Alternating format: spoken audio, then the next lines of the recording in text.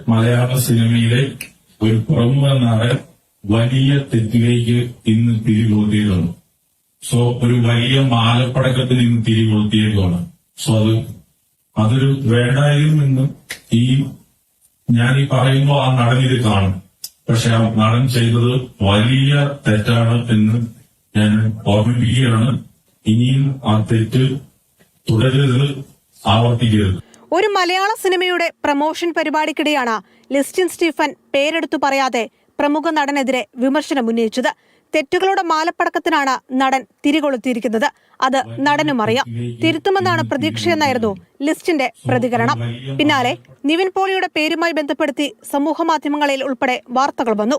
അരുൺ വർമ്മ സംവിധാനം ചെയ്ത ലിസ്റ്റിൻ സ്റ്റീഫൻ നിർമ്മിക്കുന്ന ബേബി ഗേൾ സിനിമയുമായി ബന്ധപ്പെട്ടാണ് ലിസ്റ്റിൻ വിമർശനം ഉന്നയിച്ചതെന്നായിരുന്നു സാമൂഹ്യ മാധ്യമങ്ങളിൽ പ്രചരിച്ചത്. എന്നാൽ നിവിൻ പോളി ലൊക്കേഷനിൽ നിന്ന് ഇറങ്ങിപ്പോയെന്ന പ്രചാരണം അടിസ്ഥാനരഹിതമാണെന്ന് ചിത്രത്തിന്റെ സംവിധായകൻ അരുൺ വർമ്മ മാതൃഭൂമി ന്യൂസിനോട് പറഞ്ഞു. 10 ദിവസത്തിലധികം നിവിൻ പോളി ലൊക്കേഷനിലുണ്ടായിരുന്നു. പറഞ്ഞ തീയതികളിൽ ലൊക്കേഷനിൽ എത്തിയിരുന്നുവെന്നും മറ്റു കാര്യങ്ങളെക്കുറിച്ച് തനിക്കറിയില്ലെന്നും അരുൺ വർമ്മ വ്യക്തമാക്കി. അതിനിടെ ലിസ്റ്റിന്റെ നടപടിയെ അതിരൂക്ഷമായി വിമർശിച്ച സാന്ദ്ര തോമസും രംഗത്തെത്തി. സംഘടനയ്ക്ക് പരാതി നൽകുന്നതിന് പകരം പരസ്യ പ്രതികരണം നടത്തിയത് തെറ്റാണ്. നടന്മാരെ ഒന്നാകെ സംശയത്തിന്റെ നിഴലിലാക്കുകയായിരുന്നു ലിസ്റ്റിൻ. ലിസ്റ്റിനെതിരെ നടപടി വേണമെന്ന് സാന്ദ്ര തോമസ് ആവശ്യപ്പെട്ടു. അതേസമയം നടനെതിരെ പരസ്യ വിമർശനം ഉന്നയിച്ചെങ്കിലും ഇതുവരെ നിർമ്മാതാക്കളുടെ സംഘടനയ്ക്ക് ലിസ്റ്റിൻ സ്റ്റീഫൻ പരാതി നൽകിയിട്ടില്ല. പേര് പറയാതെ ഉന്നയിച്ച ഒളിയമ്പ് ആശയക്കുഴപ്പങ്ങൾക്കിടയാക്കുമ്പോൾ ലിസ്റ്റിൻ തന്നെ വിശദീകരണം നൽകുമോ എന്നതാണ് ഇനി കാത്തിരുന്നു കാണേണ്ടത്.